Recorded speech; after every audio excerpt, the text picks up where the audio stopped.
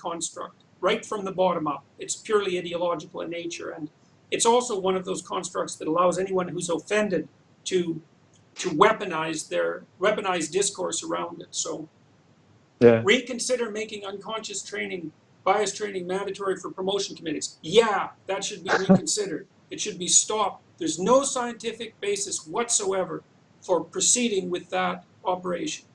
So, great. Well, you know, it's a pretty straightforward document as far as I'm concerned, and I've gone through it with a fairly fine-tooth comb as a behavioral scientist, and I would like to state for the record that I believe that what you said in there, if not accurate, was at least representative of the current state of art among well-trained, psychometrically informed psychologists who are experts in the field of individual difference. So, congratulations. Too Thanks. bad you had to pay such a price for it. All right, well, thank you very much for the conversation. One other question. Why did you agree to talk to me? I'm a huge fan, so, and Well, I know that you went through similar things. Been any influence on this? I mean, you're going to pay a. Actually, I'm not. Sorry. I'd like to say I was sorry, but I'm not. I'm actually really pleased. I do think that you're going to pay a big price for this, but that the net consequence will be very positive. And I think you did an excellent job on this document. I think you were very careful.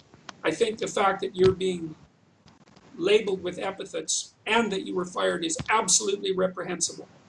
You know, it's clear to me that you're just trying to figure out what the hell's going on, and that, you know, you're not any of the things that people would like to think you are, so that they don't have to bloody well think about what it is that you said and did. So, like, congratulations to you, man. Courageous people are rare, and you put yourself on the line. And I've really learned that in the last year. So I would say keep your head up. Assume that this is going to work out.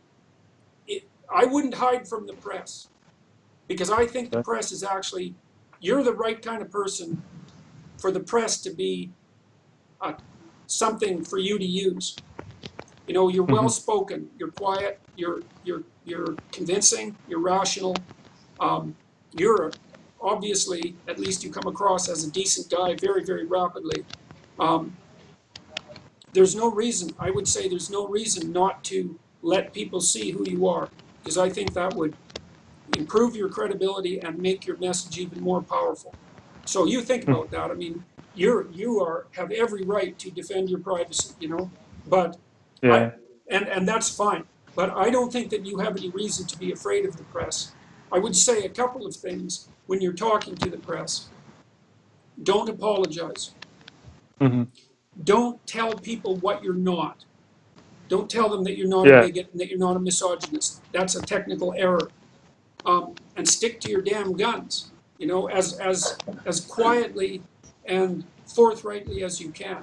And man, you're going to come out on top of this, because you're on the side of the right as far as I'm concerned.